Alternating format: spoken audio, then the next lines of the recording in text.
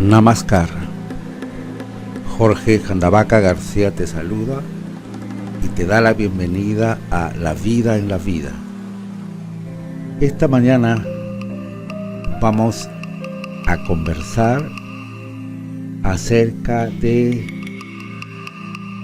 el equilibrio, la armonía, el justo medio, en función naturalmente ligado a la conciencia. Vamos a hablar sobre el equilibrio de alguna manera, ¿no? El equilibrio. Yo pienso que la causa del sufrimiento humano, en gran medida, hablo del sufrimiento inútil, no del dolor natural que trae la vida, enfermedad, vejez, muerte, nacimiento, no, hablo del sufrimiento. Se debe a que no hay equilibrio por ningún lado, hay un desequilibrio.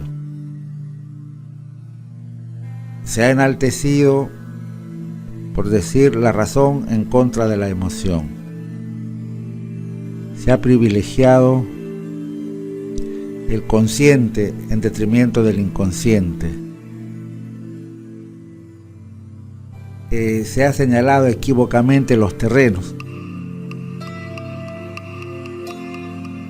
Hay un desequilibrio, por ejemplo, entre el pensamiento, el sentimiento y la acción. Es un triángulo que debería formularse y trabajar en equilibrio, pero no. En algunas personas prevalece el intelecto y se descuida el sentimiento o se descuida la acción. En otros predomina la acción, pero se descuida el intelecto o la emoción, y en otros predomina el estado afectivo, emocional, el sentimiento, el estado de ánimo, etc., en contra de la acción o en contra del intelecto. Esa es una de las claves de desequilibrio, por ejemplo. En general hay desequilibrio, y hay desequilibrio porque no se ha comprendido, entre otras cosas, el sentido de la conciencia y del justo medio. No se ha comprendido, por ejemplo, que la mente se mueve como el péndulo de un reloj. Y esta metáfora la trabaja brillantemente el bien amado Bhagwan Sri Raghunath Osho. Y el que habla del punto medio es Aristóteles, ¿no? Él desarrolla la teoría del justo medio. Hace 24 o 25 siglos, ¿no? Y hablando de hace 25 siglos atrás, es curioso porque en esa época florecieron Lao Tse, Chuang Tse, Buda, Confucio, Mencio, Aristóteles, en fin, Sócrates, Aristóteles, Platón. Fue verdaderamente una edad de oro. La cosa es que Aristóteles formula lo que él llama el justo medio, y desde otra perspectiva, por ejemplo, en el budismo también se habla del equilibrio consciente, o de la suprema conciencia como un factor para encontrar el equilibrio. Y te decía justamente que ese Bhagwan Sri Raghunath, el querido Osho, el que desarrolla toda una metáfora, y nosotros podemos entender entonces que lo que llamamos la mente, que no es nuestra conciencia, porque la mente es prestadita, nosotros tenemos tres partes, por hablar de un modo muy sencillo: el cuerpo, la esencia, que es lo que somos, y la personalidad o mente, que es adquirida. Esta mente es de la sociedad, la personalidad la hemos adquirido y la hemos formado, ¿no es cierto? Saben que personalidad viene de parson, es máscara en griego, ¿no? O sea, tu mente no es tuya, te han prestado, la puedes haber cultivado y qué bien, pero es prestadita, y otros ni siquiera la cultivan. La mente es todo lo que la sociedad ha colocado en ti. ¿De acuerdo? No es tuya. Tu esencia, tu conciencia, esa es tu verdadera naturaleza. La mente, la personalidad es prestadita. La mente es condicionada. Tu esencia, tu conciencia no está condicionada, ¿no? Y la clave, pues, para vivir en armonía, en equilibrio, es la conciencia. ¿Pero qué es conciencia?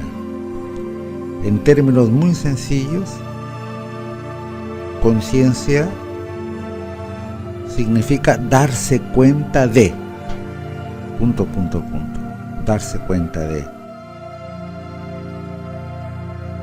Hay niveles, por supuesto, desde darte cuenta de un objeto que se mueve, hasta darte cuenta de la totalidad de tu ser y de tu inmortalidad, hasta darte cuenta de todo el universo.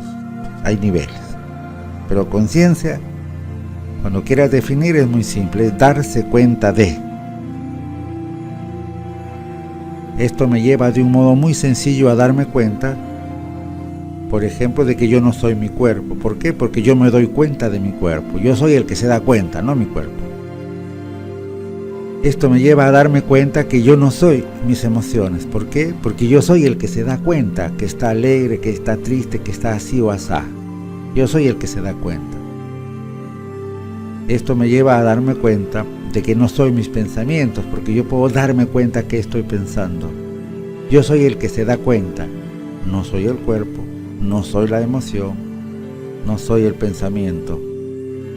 Y el que se da cuenta es la conciencia. Pero como te digo, hay niveles, desde pequeños niveles hasta la suprema conciencia, ¿no? Conciencia, entonces, pues es eso. Significa que eres completamente consciente de cualquier cosa que esté ocurriendo en este momento. Tú estás presente.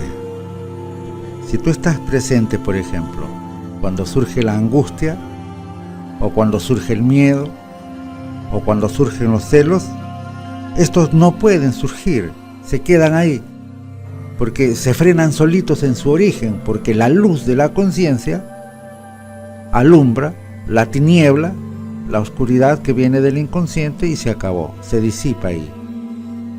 ¿De acuerdo? Te repito esto, si tú estás presente cuando surge algún factor negativo que viene de la sombra, llámale celos, envidia, angustia, ira, en realidad no pueden surgir, se quedan en botón. Estos estados solo son posibles, la negatividad solo es posible cuando estás dormido. ¿De acuerdo? Estos factores de la sombra solo son posibles cuando no hay luz. Cuando estás presente, se inicia inmediatamente una transformación en tu ser. Porque cuando tú estás presente, cuando tú estás consciente, muchas cosas simplemente no se pueden dar. Muchas cosas simplemente no son posibles. Ya alguna vez te conté la historia de aquel ladrón que quería desarrollarse espiritualmente y va donde un maestro y otro maestro y otro maestro y le dice pues que él quiere despertar, etcétera, pero no quiere dejar la antigua profesión, entre comillas, que viene de familia tradicional, que es el robar. Entonces llega donde un maestro, todos lo habían rechazado naturalmente, le habían dicho que tenía que dejar de robar primero. Pero llega donde un verdadero maestro que le dice, bien, tú quieres despertar, iluminarte, pero no dejar de robar. Bueno, le dice, no hay problema. Y lo recibe. Feliz, pues el ladrón empieza a trabajar, a meditar, a comprender un poco el silencio, a comprender un poco lo que es estar presente, despierto, consciente. hasta que pasado un tiempo tiene que salir, según él, a hacer su oficio. Y se va a robar, pero el maestro le dice, ya sabes, una sola cosa, nada más mantente consciente. Lo dice con su más y su menos. Y el ladrón se va a robar. Empieza, se prepara, y cuando está entrando a esa casa en una noche a robar, se recuerda a sí mismo, es decir, despierta su conciencia y dice, ¿qué estoy haciendo? ¿Por qué estoy robando? ¿Para qué? ¿Esto es una tradición? ¿Quién soy yo? ¿Qué quiero? ¿Objetos? Eso es la codicia, eso no es yo. ¿Voy a producir dolor a otras personas? ¿Voy a dañar el karma, mi karma? ¿Qué sentido tiene todo esto? Y entonces no pudo robar, no pudo, quería robar y no podía. Entonces se regresó, y luego en el trayecto seguro pensó y le dice al maestro, maestro, usted me ha engañado. ¿Por qué? Le dice él, si yo te dije que podía seguir robando. Sí, pero me dijo que sea consciente. Y cuando uno está consciente no puede pecar. Cuando uno está consciente no puede darse el lujo de llenarse de codicia o de ira o de mal o de provocar daño. ¿Comprendes? Por eso se resalta bastante el hecho en lo que es la sabiduría, que el verdadero pecado es estar inconsciente. El verdadero pecado es estar dormido. Y los budas tienen una definición muy especial acerca de lo que es estar vivo, por ejemplo. La definición de estar vivo para ellos se basa en la conciencia. No dicen que estás vivo porque puedes respirar. No dicen que estás vivo porque tu sangre circula. Dicen que estás vivo si estás despierto. Eso es. A fin de que esto no sea teoría pura, ¿qué te parece si intentamos darnos cuenta en qué estamos? Digo darnos porque yo también lo aplico a mí. Ya te dije, yo no te vengo a enseñar. Yo vengo a compartir un esfuerzo sencillo por despertar, o si quieres un esfuerzo sencillo por ponerle un alto al samsara, es decir, al ciclo de nacimientos y muertes. No quiero ser aplastado por esa ola que se mueve, nacer, crecer, reproducir, morir en un ciclo, pasando por la enfermedad, vejez y muerte. ¿Comprendes? Y he visto y veo, y he visto en mi familia y veo permanentemente la tragedia humana, y me rebelo, pues. La gran rebelión. No quiero. Y entonces no es tan difícil hacerlo. ¿Por qué digo que no es tan difícil hacerlo? ¿Por qué? Porque aquello a lo que tú aspiras, aquello a lo que más quieres, ya está. ¿Comprendes? ¿Quieres paz? Es el núcleo de tu esencia, tu yo esencial, tu yo inmortal, tu estado búdico, como quieras llamarle, es la paz. Tú eres la paz. ¿Quieres amor? Tú eres amor. El núcleo de tu esencia, en tu yo inmortal, lo que llaman Dios, bueno, Dios es amor, eso eres tú, está ahí. ¿Quieres felicidad? Mis queridos y amados amigos hindúes, el propio Sri Krishna, los Upanishads, ¿qué se dice? ¿Quién eres tú? ¿El Atman? Me gusta más decir, tú eres Sat Chit Ananda, ser, conciencia, felicidad. Sat, ser, Chit, conciencia, Ananda, felicidad, dicha suprema. Ya lo eres tú eres eso. ¿Comprendes? Entonces, ¿la rebeldía en qué consiste? En dejar de ser esta cosa, en dejar de ser esa personalidad, por decir así, ese cuerpo de dolor, esa mente cargada de neurosis, problemas familiares, ¿no? Conflictos en el hogar, hay veces separaciones, divorcios, enfrentamientos, conflictos entre los padres, hay veces carencias económicas, hay veces la prevalencia de los egos, el ego por dominar, hijos que se prefieren, conflictos con los vecinos, cadenas familiares, abuela suicida, madre suicida, hija suicida, en fin, sin contar por tragedias, por sufrimientos, jóvenes perdidos en la drogadicción, en el alcohol, problemas de salud física, a veces emocional, todo un laberinto. Pues sí, trabajas y la sociedad de consumo se encarga ahora, ¿no?, con la famosa globalización y todo. El objetivo es consumir. Ya te dije, ya no es el Homo sapiens sapiens, es el Homo consumus. Consumir. El que, ¿no?, te dice la felicidad está en el consumo. Mira Brasil. En Brasil está llamado a ser una de las grandes potencias y ha aumentado el consumo. 30 millones de personas dejaron de ser pobres en los últimos 10, 15, 20 años. Consumen a todo dar y la gente se rebela porque siente el vacío. Porque dice, está bien tener cosas, por supuesto, pero nada más. Y exigen más, hay veces, de un lado, y de otro lado sienten vacío. ¿Por qué hay tanta drogadicción? En general, en Brasil, en las favelas y el narcotráfico y todos esos caos. Y en el mundo, porque sigue el vacío no se llena consumiendo, ¿no?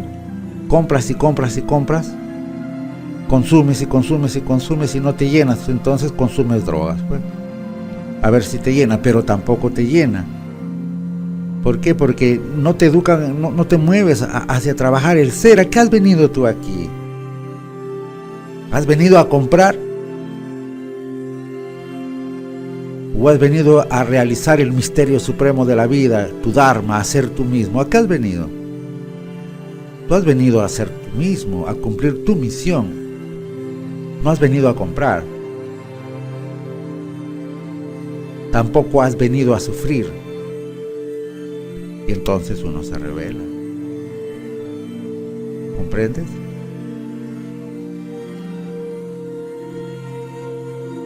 Entonces nos ubicamos un poco. ¿Qué estoy haciendo? ¿Dónde están mis manos? ¿Mis pies? En mi caso, ¿de dónde sale mi voz? ¿De dónde salen las palabras que estoy hablando? En tu caso, ¿qué estás haciendo? Lo que estés haciendo, hazlo bien. Pon atención, que es la que marca la diferencia, que es el germen de la conciencia, está en la atención. Aprende pues a estar vigilante. Vigila tus acciones. Vigila tus pensamientos. Y por ahí comenzamos. Vigila tus pensamientos. Vigila tus emociones. Vigila tus deseos. Hay un dicho de Frank O'Clown que viene de la sabiduría antigua que dice: vigila tus pensamientos, se transforman en palabras. Vigila tus palabras, se transforman en acciones. Vigila tus acciones, se convierten en hábitos. Vigila tus hábitos, se convierten en tu carácter. Vigila tu carácter, se transforma en tu destino. Lo que se está diciendo es: tus pensamientos crean tu karma. Eso está diciendo. Vigila pues. ¿Qué dicen los evangelios? Velad, velad. ¿Qué dicen los Budas? Vigilad, vigilad. ¿Qué dice en general la sabiduría? Estad atento. ¿Qué dicen los antiguos toltecas? Estad en estado de alerta percepción. Te van a decir lo mismo. Vigila. Vigila. Vigila tus gestos al andar, al hablar, al comer, al bañarte. Date cuenta, sin tensión, relajado, pero date cuenta. Cuando caminas, date cuenta que estás caminando y que eres tú el que está caminando. Siente un poco tu cuerpo, tus pies, los pasos. Siente, abre tu mente. Si estás por zona de parques, vas a ver plantas, vas a sentir olores, sentir el canto de las aves. Si comes, no comas mecánicamente, no engullas, porque engullimos. Y esa es una de las cosas, por ejemplo, en la que todavía yo tengo que hacer un cierto esfuerzo. Empiezo a comer y cuando me acuerdo, 3, 4 cucharas, y luego, bueno, me pongo atento y digo, igual nos pasa a todos. Cuando descubres que no estás atento, que no estás consciente, no te culpes, no te pongas a quejar, no te digas, ay, que soy esto, lo otro. No, sonríe y comienza de nuevo, y sonríe y comienza de nuevo. No sé si te alcanza esta vida de repente o tienes muchas vidas todavía. Aunque el verdadero arte estaría en esta, salir ya del samsara, ¿sí? Samsara es la ronda de nacimientos y muertes, es una rueda, pues. Naces, mueres, renaces, mueres, renaces, mueres, vuelta y vuelta, en medio del sufrimiento. No, pues, no sean chistosos. Entonces, por ejemplo, si en el caso de la comida, si comes con atención, estando presente, la comida parece mucho más rica. Y si la preparas o la cocinas estando consciente, es doblemente rica, ¿no? Pero si tú no estás presente, la comida se traga, no hay alguien que saboree. Estate atento a todo, disfruta, muévete por la vida, pero estando atento, vigilante. Y como te digo, cuando te descuides o te olvides, no te hagas problema por eso. Sonríe y vuelve a intentar, comienza de nuevo. Ni te arrepientas. ¿Por qué? Porque ahí estás perdiendo tiempo por gusto. Te llenas de culpa y la culpa te causa un daño inconsciente terrible. Vive de modo natural el momento, y si te olvidaste en el próximo, y en el próximo, como siempre es ahora, siempre podemos estar trabajando. Así es que si eres capaz de mantenerte alerta por unos segundos siquiera, ya agradece. Por supuesto, si son unos minutos en los que estás presente, ya es mucho. Porque dice el Tirthankara Mahavir, que es maestro Jaina, decía el Gautam Buda, que el equivalente a 49 minutos de estar presente o consciente, la conciencia se despierta para siempre, es decir, te ilumina. 49 minutos, un equivalente, ¿no? En respiraciones, 49.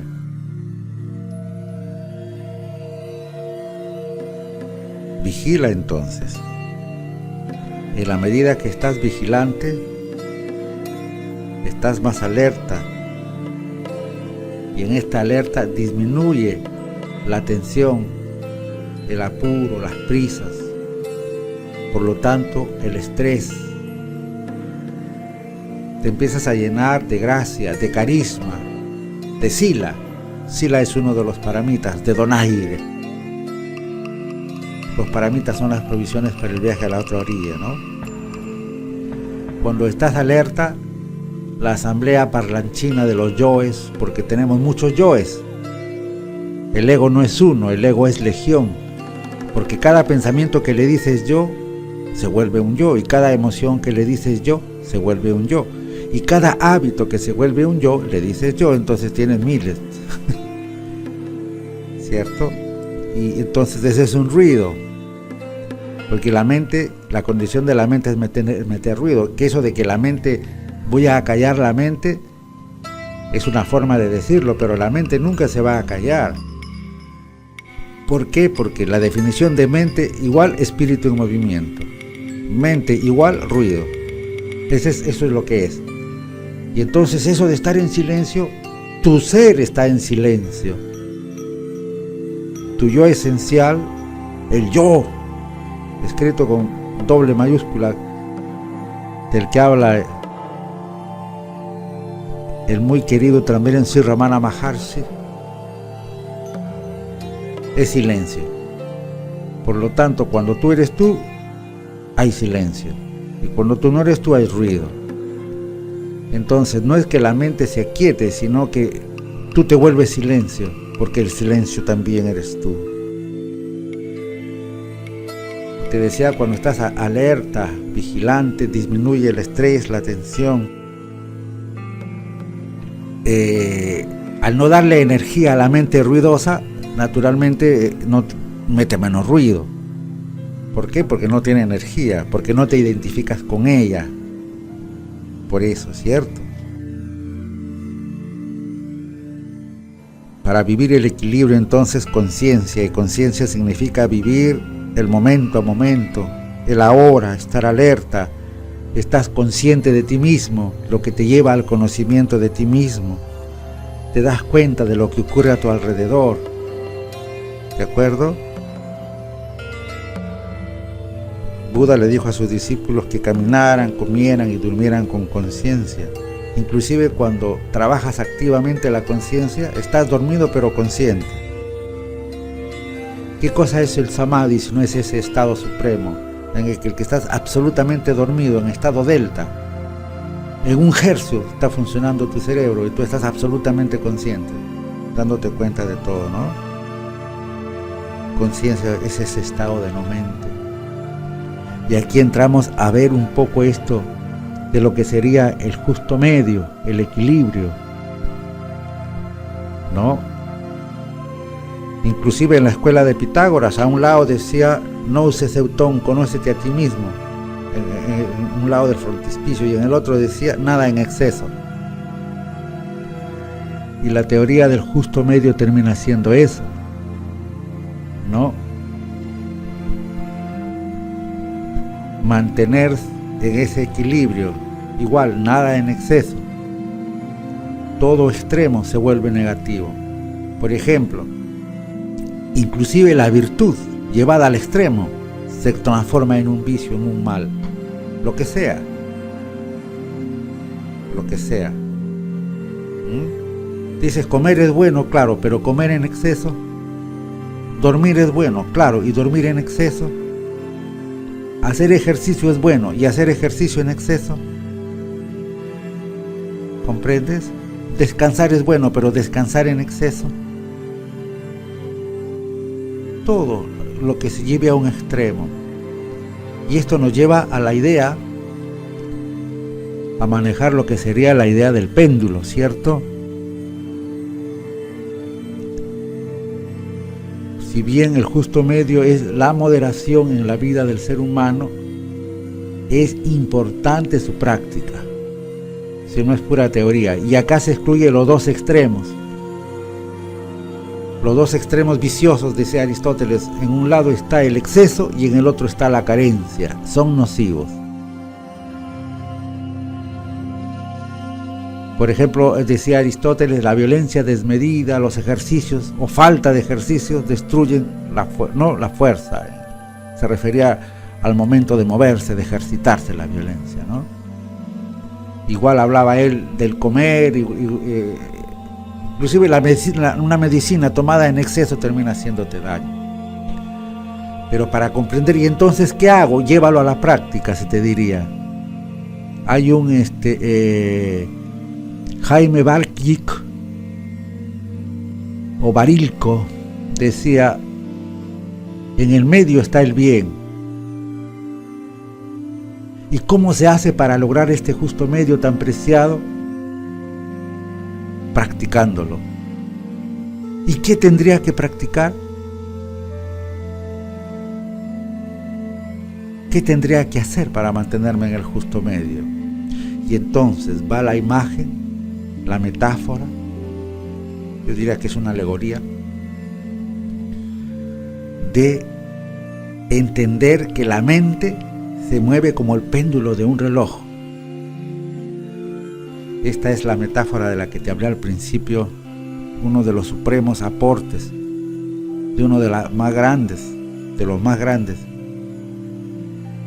iluminados que hemos tenido en este tiempo, Bhagwan Sri Raghunath, ¿no? Él decía, por ejemplo, que la mente se mueve como el péndulo de un reloj. Y vamos a ahondar en eso. Mira, la naturaleza de la mente es moverse de un extremo a otro. Es como un borracho a caballo, diríamos. Cabalga y se tira para un lado o se tira para el otro, así es. La naturaleza de la mente es como andar en la cuerda floja. Caminas tú por una cuerda finita, así donde van los trapecistas, y te vas a un lado, y si no quieres caerte te vas a oscilar. Pero la idea más exacta es la del péndulo. La naturaleza de la mente es moverse de un extremo a otro. ¿Por qué? Porque su definición de mente es movimiento, su definición de mente es desequilibrio. Porque cuando tú estás equilibrado, cuando estás en el medio, no hay mente, la mente desaparece. La pregunta es, ¿por qué es tan difícil entonces permanecer en el medio, en ese justo medio del que hablaba Aristóteles? ¿No? El llamado el estagirita. ¿Por qué es tan difícil? Así le decían a Aristóteles, el estagirita. ¿Por qué es tan difícil permanecer en el medio? Es que es como un péndulo de un reloj, insisto. El péndulo va hacia la derecha. Y entonces, ¿no? Y va hacia la izquierda. Va a la derecha y va a la izquierda. Eso es un péndulo, ¿no? Se va moviendo el péndulo de un reloj, por ejemplo, de derecha a izquierda, de izquierda a derecha, va y vuelve. ¿Qué pasa si el péndulo se detiene en el medio? El reloj se para, ya no marca la hora. O sea, la mente y el movimiento está ligada al tiempo también. Cuando el péndulo se detiene ya no hay tiempo. ¿Y sabes cuál es la definición de eternidad? La eternidad no es esa cosa que tú crees, un tiempo largo, no. La eternidad es no tiempo. Lo cierto es que el péndulo va de derecha a izquierda. Lo cierto es que si el péndulo se detiene, el reloj se para. Y por ejemplo hay ilusiones, cuando el péndulo se está moviendo a la derecha, tú juras que está yendo a la derecha, sí, es cierto, pero al mismo tiempo está tomando viada, está adquiriendo inercia, fuerza para ir luego hacia la izquierda. Cuanto más vaya a la derecha, más energía acumulará para moverse luego al extremo opuesto, que sería la izquierda. Y al moverse a la izquierda, se está preparando porque luego va a moverse hacia la derecha. ¿Qué significa esto? Que si te mueves al extremo del placer, ¿sabes cuál está en el otro lado? El dolor. ¿Comprendes? Y los antiguos percibieron esto con mucha claridad. Yo recuerdo haber oído mucho ese dicho que decía: no te rías mucho que después vas a llorar. Lo debes haber escuchado ese dicho. Y sabes, era eso. Sabían que el péndulo se estaba moviendo demasiado, al reírse demasiado. Se estaba yendo al extremo, ¿no? Y una cosa más, siempre que te mueves, en el fondo te estás moviendo al opuesto. Es por eso que las personas que buscan la felicidad en el fondo se están moviendo hacia el sufrimiento, y buscan la felicidad sea en el placer físico, en la alegría, en los amigos, en las fiestas. Eso no está mal. Diviértete, ten amigos, ama. No estoy condenando nada. No condeno la alegría, no condeno el sexo, no. No condeno las fiestas, no. Solo te digo, la felicidad no está ahí. Llámale placer, llámale alegría, qué sé yo. La felicidad está en ti, en tu interior. Entonces, La trampa es esta, que siempre que te mueves a un extremo, te estás moviendo en el fondo al otro, solo que está invisible. Y cuando estás en el punto medio, no estás acumulando ninguna inercia. Mantenerse en el punto medio es estar consciente. Un hombre que no está acumulando impulso para ir a ningún lado, está a gusto consigo mismo. Puede sentirse en casa, puede disfrutar la soledad.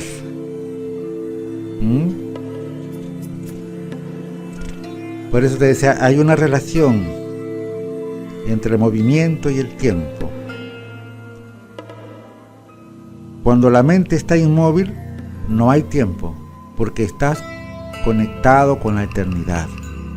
Siempre hago la gráfica, una línea horizontal cortada por una línea vertical forma una cruz. La línea horizontal es el tiempo, la línea vertical es la eternidad. El punto medio donde se cruzan las dos, la intersección, es el ahora. Cuando no hay movimiento, el tiempo no puede ser percibido.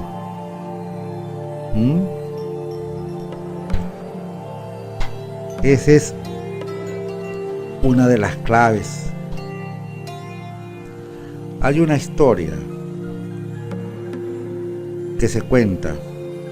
Cuando Srona se ordenó bhikkhu, monje, inmediatamente pasó al otro extremo, al extremo que Buda temía. ¿No? Estoy hablando de los bhikkhus, los monjes del Buda, ¿no? Por ejemplo, los bhikkhus, los monjes en la época del Buda, solían comer una sola vez al día. Y Srona, cuando se convirtió en monje, comía solo 2 veces por semana.